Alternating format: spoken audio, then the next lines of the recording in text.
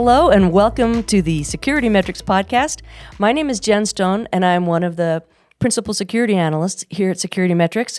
Before we get started, for the first time, we're going to do a correction on something I said last podcast. The stand-up comic was not Mike Birbiglia, he was John Mulaney, and that's something you can look up. We have another John with us today, John Elliot. I am super excited to have you here today, John. Thank you for joining me. Would you please introduce yourself? My name's John Elliot. I'm on the industry standards team at Mastercard, which means that I work with the other 5 card brands on the PCI SSC to help develop the PCI standards. And I also look after our customers and their customers when they've got questions about the PCI standards. Terrific. So obviously today, because we have you, we're going to talk about PCI. Sometimes we talk about other security standards and things. PCI is very much kind of a universal thing that a lot of people, especially if they take credit cards, people are at least familiar with the word PCI, but some people don't know. So let's start with the basics. What is PCI and why do we have it? That I don't want to keep saying that's a great question, but as a kickoff, that is a really great question because, you know, people do PCI, but they sometimes don't think about it enough. So look, PCI is the PCI itself, just those 3 letters, payment card industry. There's sort of 2 bits to it. So the PCI Security Standards Council is a standards-making body, a bit like ANSI or ISA or any other standards-making body you've heard of, but with a bit of a wrinkle, because it was set up by the 5 card brands. That's Mastercard and 4 others. You can look at the website to find out what they are. Okay. Nice. The PC... Well, yeah, come on. I actually really enjoyed that. Okay, keep going.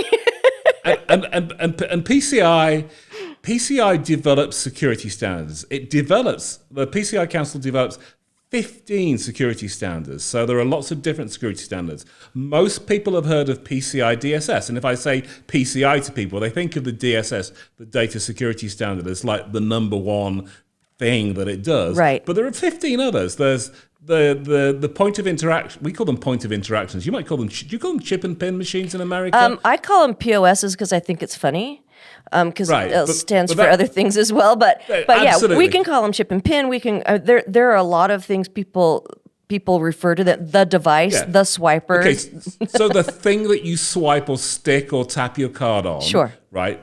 We call them POIs, but there are standards for those. There are standards about the way the PIN is encrypted. There's standards about the way the PIN is decrypted. There's standards about the way that the PIN actually gets to you as a cardholder. Right. So there are 15 different security standards. DSS is the main one that people have heard of. And the question is so that's what PCI standards are. The question, why do we have them? Because bad guys steal cardholder data and try and commit fraud with it. Yeah. Okay, they've been doing that for the past, 15 years. And so we have to have security standards to protect the whole payment ecosystem, right the way from the card being sent to the consumer and every time the consumer uses the card. Now, here's something really funny. There used to be 5, because there are 5 card brands. Mm-hmm. Every card brand had its own security standards. Oh, and I remember when they disagreed with each other. So Mastercard's security standard would say, you must have a 15-character password or nothing. And Visa's would say, you must have a 20-character password or nothing. And it's like, so it was a real problem for the whole industry and the merchants to actually to actually work out what it was that they had to do. And so they came together in, I think, about 2006 and formed this body, the PCI Security Standards Council, to develop security standards so that there was one standard that people had to follow. Nice. So we've got the council and we've got Mastercard and the other card brands. What's the difference and how do they work together to create this thing? Yeah, that's a really interesting and complicated problem that a lot of people struggle to I don't say get their head around, but the understanding of this is really important. So the Security Council, the PCI SSC, just develops the standards, right? And on their own, they're just standards. I mean, you can print them out, you can read them. They're very exciting, as probably, Jen, you know, because you work in this industry. I have them almost memorized. It's amazing. Yeah, okay.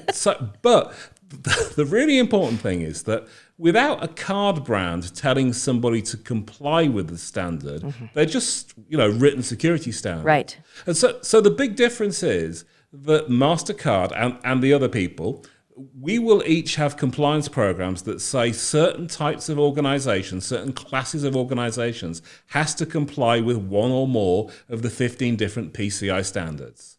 So the Security Council makes the standards. We use those standards in our compliance programs for our customers, and our customers are acquiring banks and issuing banks, right, to say how they should use those standards to secure cardholder data. Is that clear? It is, and I think the enforcement part is a lot of people don't understand. That means that if you don't follow PCI, and your acquiring bank can say, you know what, we don't want to be your acquiring bank anymore. If you're not secure, why should anybody let you take credit cards? It's absolutely right. It's the acquiring bank's risk profile of which merchants they want to do business with and which merchants they don't want to do business with.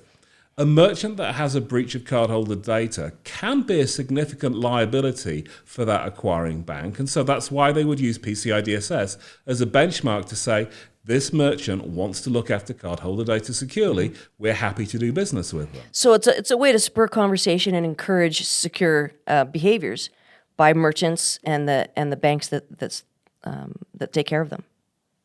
That's right, because our contract with our customers, so we have all the acquiring banks are our customers, and our contract with them says when you sign up a merchant, you will have in your contract with that merchant that they must comply with PCI DSS. So, does PCI DSS apply to everyone in the world that touches cardholder data? That's a great question, because it's a sort of popular misconception that it just does. Like, you've got I've heard so many people say, well, you've got cardholder data, PCI DSS applies to you. It's like, it only applies to you if someone's telling you that you have to comply with it. Now, the fact is that most people who touch cardholder data will be told by someone to comply with PCI DSS. If you're one of our customers, if you're an acquirer or an issuing bank, in our contract with you, we'll say you will comply with PCI DSS. If you are a merchant, your contract with your acquiring bank will say you will comply with PCI DSS, because any card brand that has a deal with that acquirer will say put that in your contract. Right. If you contract as a merchant directly with another type of card brand, we won't mention them, but some card brands contract directly with merchants, that contract will say comply with PCI DSS. So generally, people formally in the cardholder ecosystem will have to comply with PCI DSS because they're contractually obliged to. There's a whole nother class of organizations that will comply with PCI DSS, which are service providers. Right. So, and they don't comply with PCI DSS because they wake up one day and think, oh, I touched cardholder data on behalf of organization X. I know, I'll comply with PCI DSS. Nobody does that. Surprisingly, organization X's contract with that service provider says you will comply with PCI DSS. Yeah. So practically the answer is that most people in the world who touch cardholder data will comply with PCI DSS because it's a contractual requirement. There are some people that touch cardholder data that don't have to comply with PCI DSS.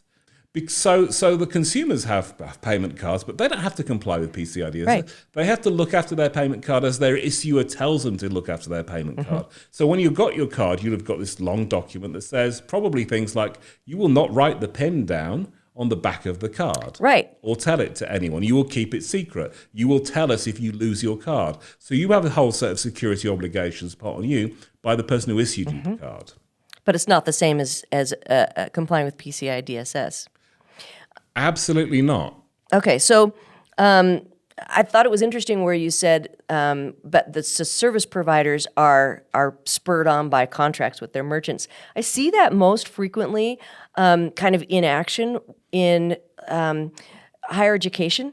So a lot of times in higher education, there's a lot of little merchants, and they work with a lot of different little service providers that may or may not have known they were going to have to comply with PCI DSS. So then I end up having conversations with some of these smaller, newish service providers that are just learning. Yes, if you're going to create if you're going to develop software, if you're going to host a payment page, those types of things, and then they get to learn about it, and they're always so excited. Yeah, It's an interesting surprise if you've signed a contract and you've not realized that when it said comply with PCI DSS, you think, I'm sure I can do Oh, yeah.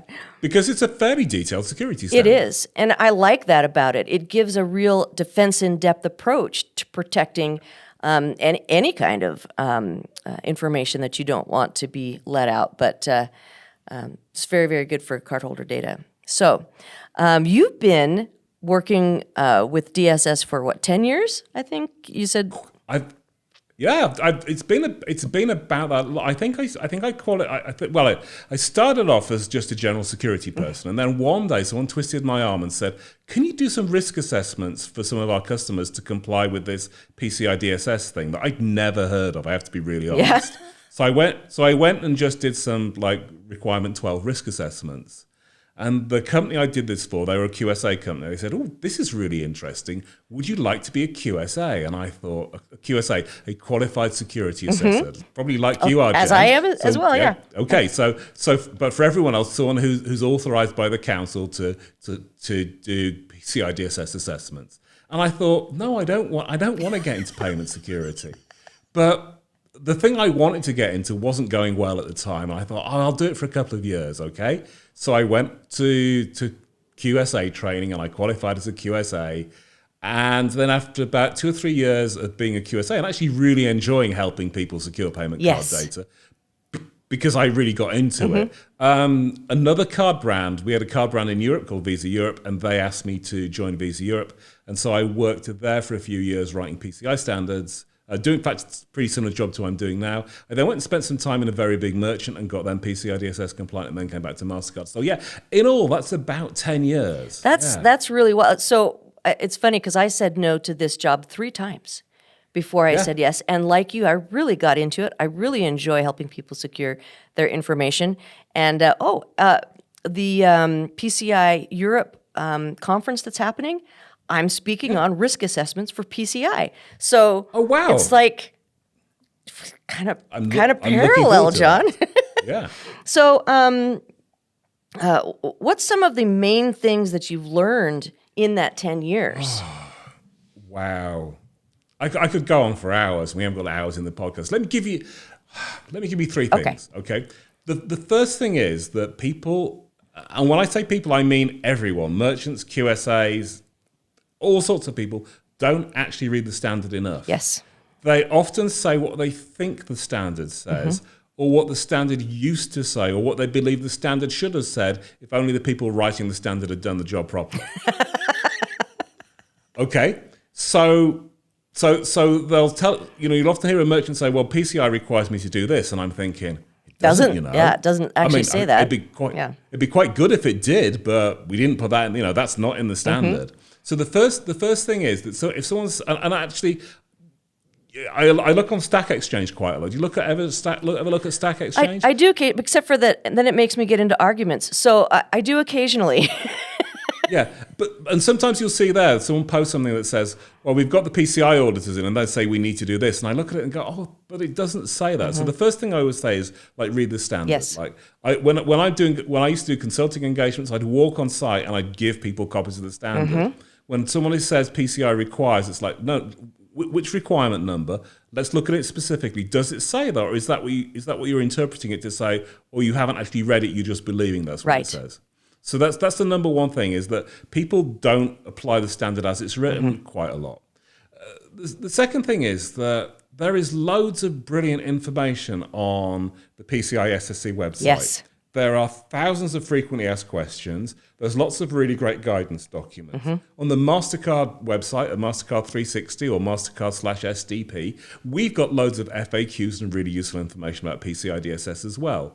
What I find people do is they just don't look at the information that's available. They think, "Oh, I don't know how to interpret that. I'll make a guess." So the second thing that I see people get wrong with DSS is they don't read all the resources that's available for them. I agree. I've seen that actually quite a bit. They don't even know where the document library is or that it exists on the PCI site. And so that's something that is a very frequent conversation that I have. And it's so frustrating because someone comes to you with this thing and they say, well, we decided to do this and we've done this and we've done this. And it's like, but if you'd read the guidance on the PCI SSC website, we say you don't need to do any of that. Well, sometimes they say, oh, I don't know how to do this. It's like, there's a document there that tells you exactly what you need to do. You know, it's a really great example. There's a lot of merchants struggle with tokenization solutions. Like, how should we deploy tokenization solution? There's a brilliant guide about the criteria you can use to evaluate tokenization solutions and make sure they're implemented properly and they're providing good, strong tokens in the document library. Right? Or even something as simple as scoping. But, you know, I'll get, especially people who are new to PCI DSS, how do I scope my environment? And so I always send them the document from the document library. It's excellent. Yeah. And then, you know, as a consultant, I used to think, you know, is it fair for me to, like, should I just advise them or should I just send them the document? Right. Where is that balance between that? Where's that balance? Yeah. Well, and then, of course, you have to be careful as the assessor. How do you fairly assess without doing the work for them? And so that's why I find the document library valuable, because I can point them to it, and then they can go and do their research and put the things in, and then it's not me making the things happen, right? And so it's a constant balance between, am I advising, am I reviewing, am I assessing, where are we in all of this? So the document library I find very, very helpful for that.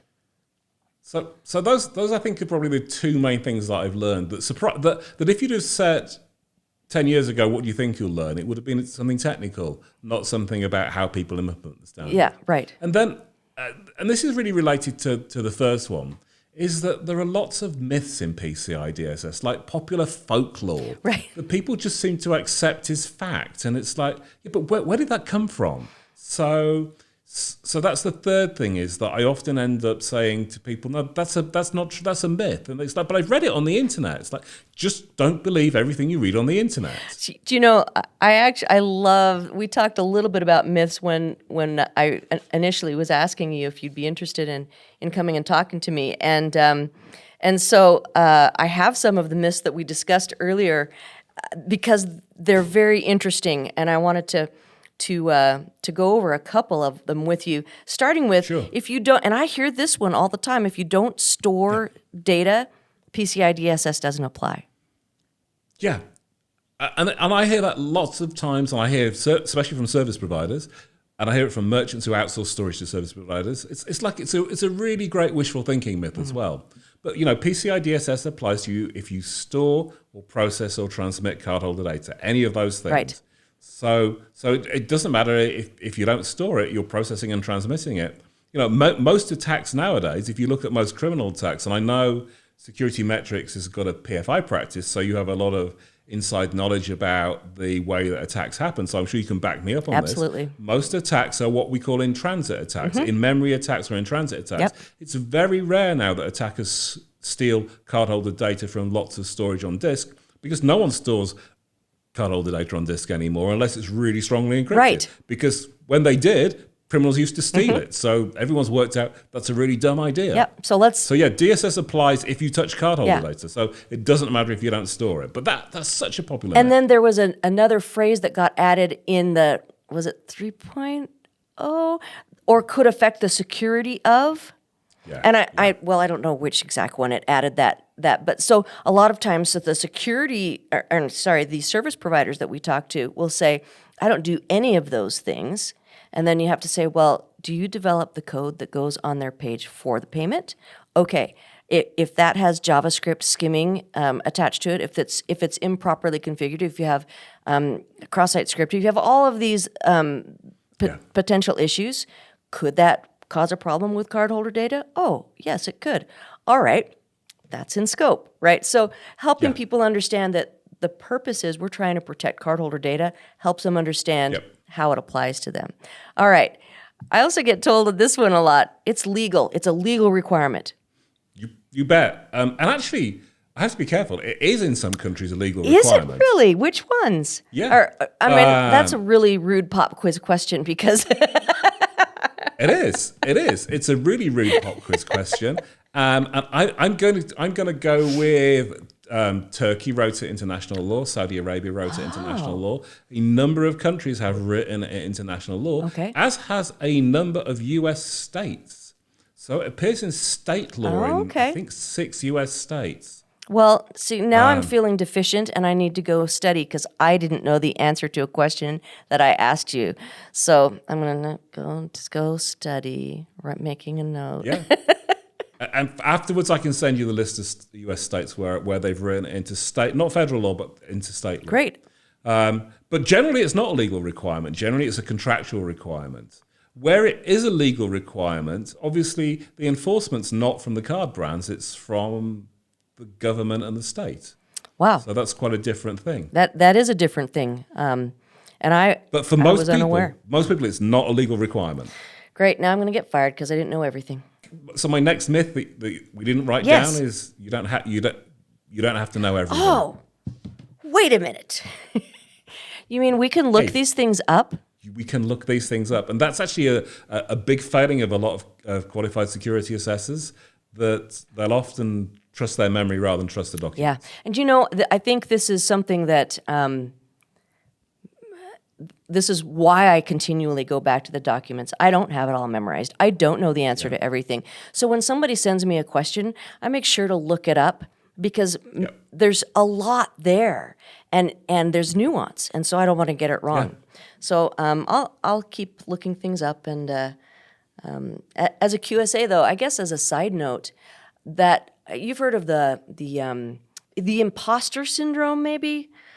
Is something that a lot of QSAs that I've talked to feel like that is a real thing because we don't know all of these things off the top of our heads. We don't know the answers to everything, and we don't know how every tool accomplishes everything that it accomplishes. Yeah. And so that leaves you kind of in a position of, well, if I don't know all of these things right there, am I really qualified to do this? And I think the answer is probably yes, as long as you're willing to look it up. The answer is yes, as long as you're willing to look it up and take the time to speak to your client and get your client to explain how this thing you've never seen works and how it fulfills the requirements. Right. That's pretty much most of the assessment time.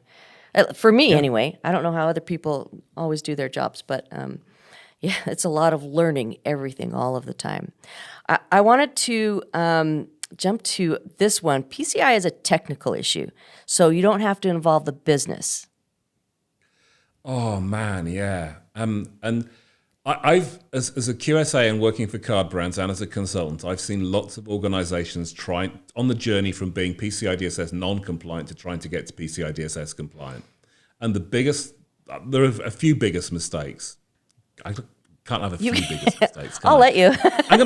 I'm gonna have this as the biggest mistake. The biggest mistake is giving it to the technical people because they treat it as a technical problem. And actually, the thing with PCI DSS is it's about the footprint of cardholder data in the organization. Where does the organization store, process, and transmit cardholder data? And the first question I ask as a consultant is, do you need to? Do you need to have that cardholder data there? Do you need to store it there? Do you need to process it there?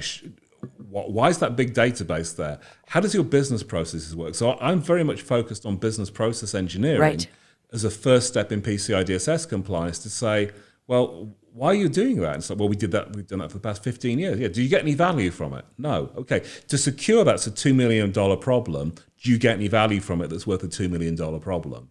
No. Okay. So, and that's a business conversation that technical people generally don't have.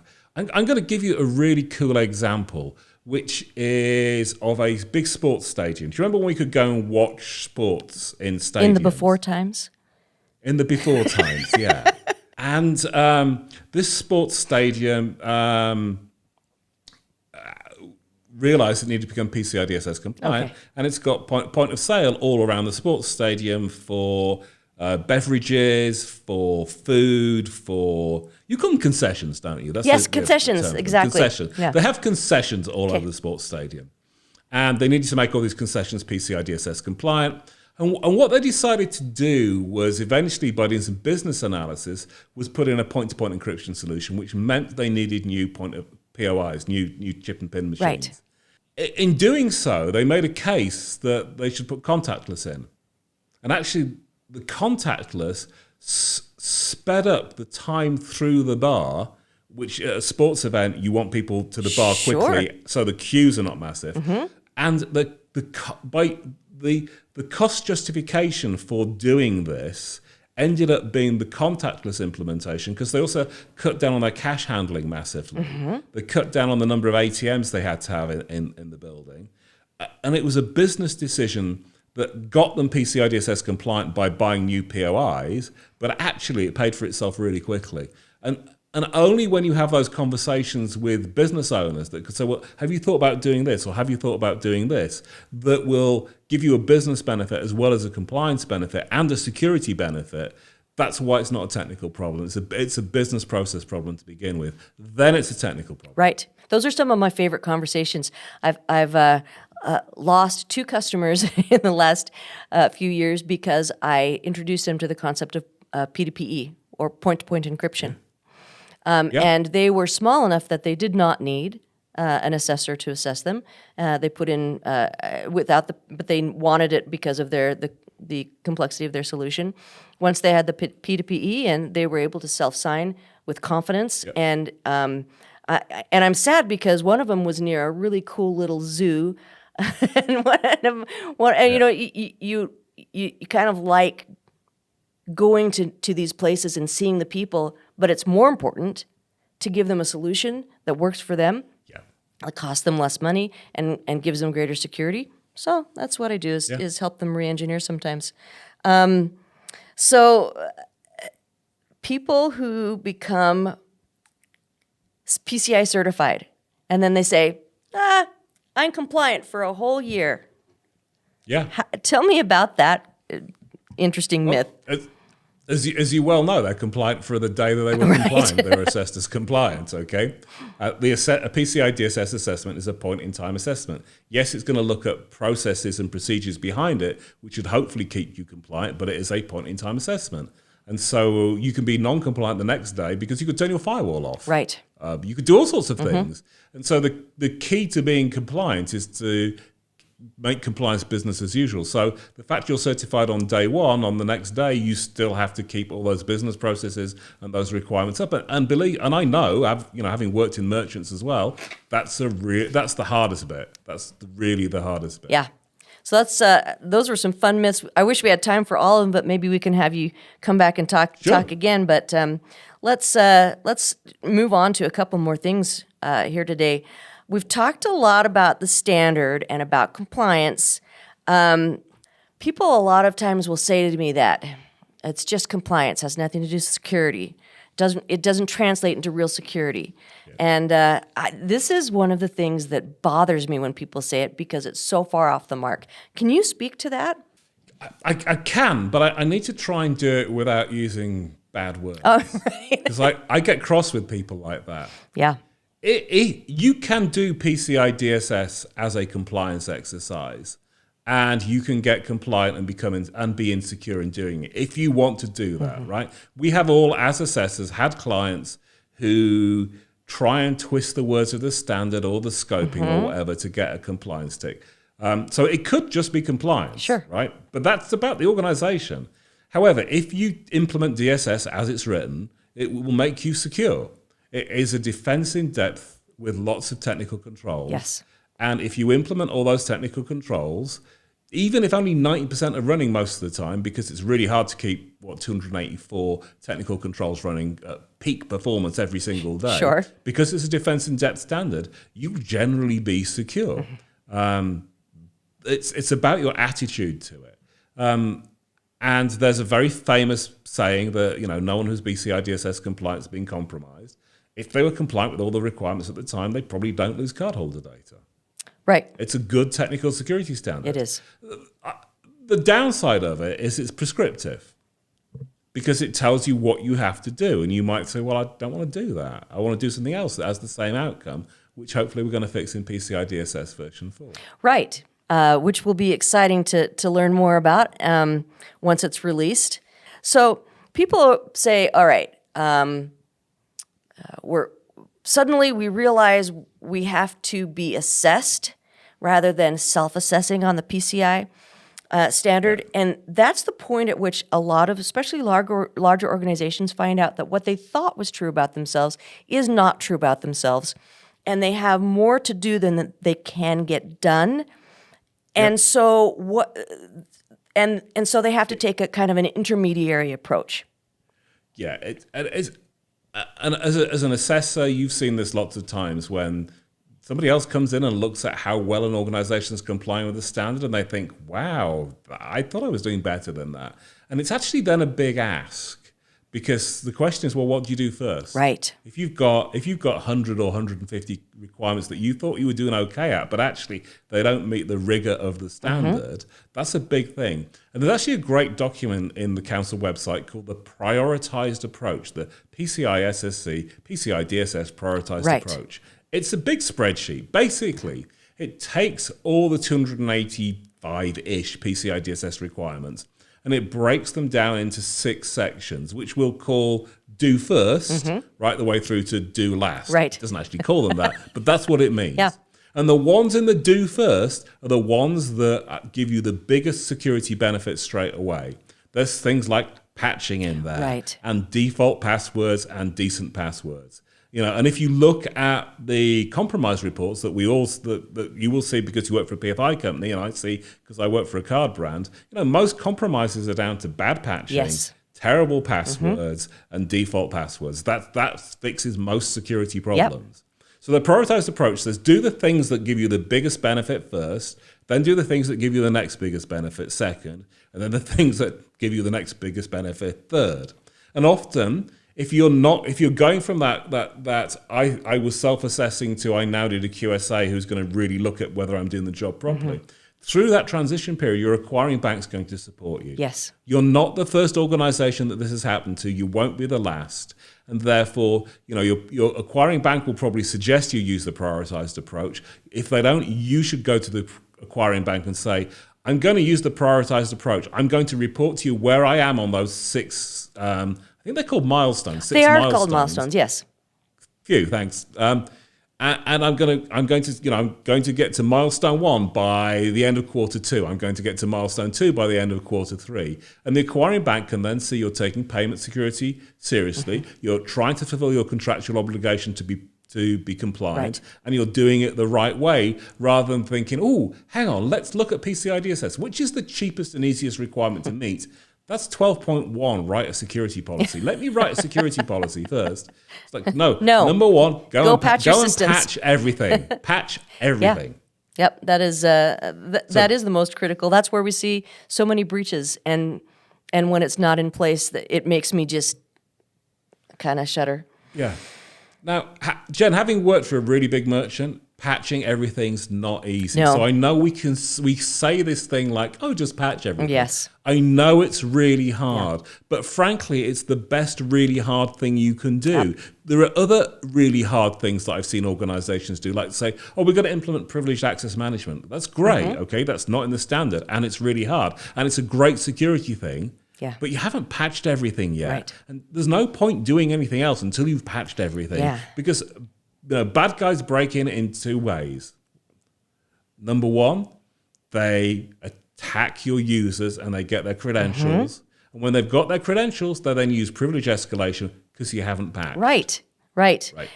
So it's the second thing after the phishing. I certainly didn't mean to be flippant about the patching or about really any security controls. I think maybe it's just because it's the thing that I see so often, where when you bring it up, people say, oh, I mean, we have a patching program, but then the patching program isn't taken seriously. But I know that if there's a patch that comes out off cycle, the disruption that it can cause. So before I became a security analyst, I was in IT operations. So I get the chaos that you've been on the other side from, hey, can you just patch that? You bet. Moving on from the prioritized approach, I see a lot of companies who think they're compliant, but they struggle with the whole, what you just said a moment ago, making PCI DSS business as usual. How can they fold the concept of the security from the standard into their regular day-to-day? Wow. There's two answers for this. So I'm going to give you my consulting answer first. So like if you hire me, which I don't do anymore, but if you hired me to do PCI DSS, I would make sure your program lasted a year after your first assessment. Right. Now, most programs finish with the first assessment. QSA comes in, you get your report on compliance, everyone's really happy, the program team disperses, and then all the controls do this gradually over the next 12 months. And actually, the success of a PCI program is to have all the controls continue to do that. Right. And you can only do that if you end the program at the end of the at the end of the second assessment. Correct. So that's my consulting tip. My non-consulting tip is basically you need an internal assurance function. You need something internally that's checking those security controls are in place and working, because they won't on their own, right? There's just no way that they will work on their own. And if you look at the Verizon payment report that looks at entities a year after they've done an assessment, I'm sure SecurityMetrics, you have exactly the same experience and publish exactly the same thing, is controls just decay on their own if they're not looked after. Right. So without an internal security function, an internal assurance function that says, okay, I'm now going to check that the antivirus or the anti-malware controls are in place. I'm going to check that the patching was done. I'm going to check that this was done. Because in operations, if there's a fire, you're going to put the fire out and not do the patching. Correct. Right. And so somebody needs to hold you to account to say, I'm really sorry, but this is in our contract with our acquiring bank. We have to do this patching thing because A, it's part of a compliance thing, and B, that's how we're going to get compromised. So you're just putting off a temporary fire effectively. So you have to have an assurance function to make sure that everything in PCI DSS is happening in business as usual. I know that's a real pain for a lot of organizations because they think, well, how do we do this?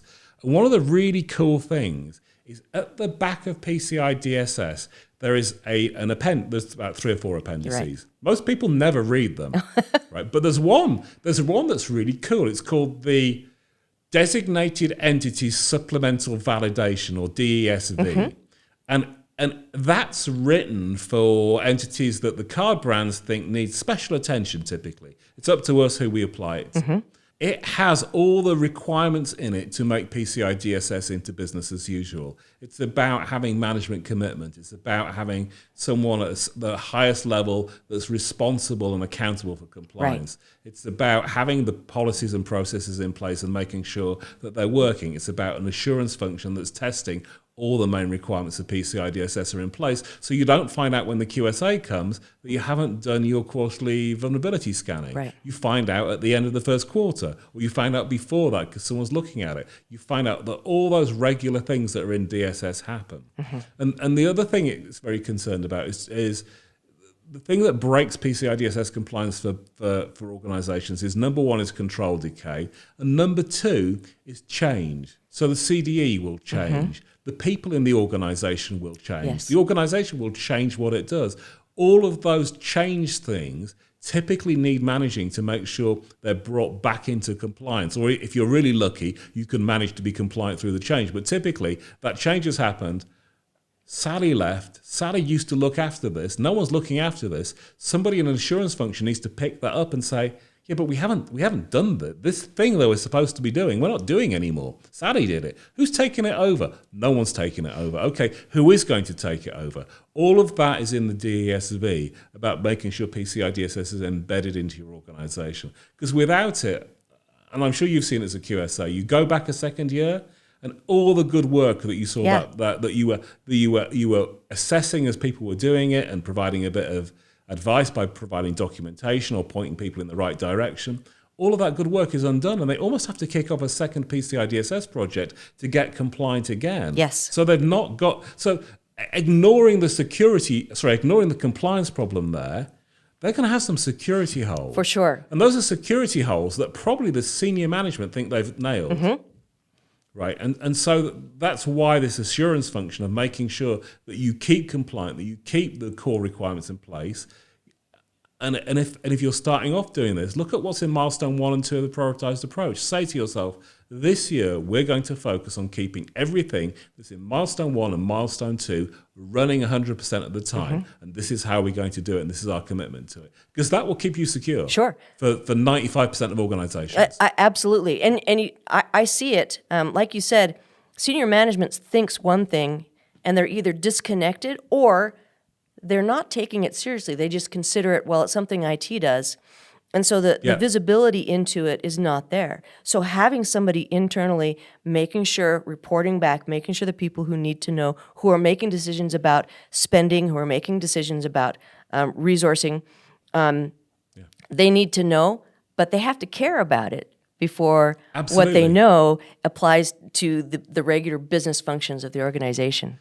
Yeah, and I think, one thing is to make is there's two things for that person. Number one is get them on an internal security assessor, an ISA training course, because then they've had the same training that QSAs have had. Right. And the second thing is don't put them inside the IT department because you're asking them to hold the IT department or the technology department or the operations department. You're asking to hold them to account. Yeah. So they probably need to be somewhere else in a risk function. Even maybe in an internal audit function. Yeah, because those separation of duties, if they feel pressured if they're telling their boss that, oh, hey, boss, you need to make sure that this happens, and it's the same people doing the work as are reporting on the work, that there's not enough separation there to create the impetus for making sure it gets done. John, this is we are out of time, but man, I've really enjoyed talking to you, and I'm super glad that you had the time to do it. And I hope that I'll get to have you back on the show again next season. Yeah, it'd be really great to be able to come back once DSS is for and we can talk about it. Yeah. But I'm awesomely pleased I can tick one thing off my bucket list. Well, be on Jen's podcast. I appreciate it, John, and I hope you have a great rest of your day. Thanks very much. Thank you for joining us again here at the SecurityMetrics Podcast. I hope I see you again next time. Thanks for watching. To watch more episodes of SecurityMetrics Podcast, click on the box on the left. If you prefer to listen to this podcast, it's available on all your favorite podcast platforms. See you on the slopes.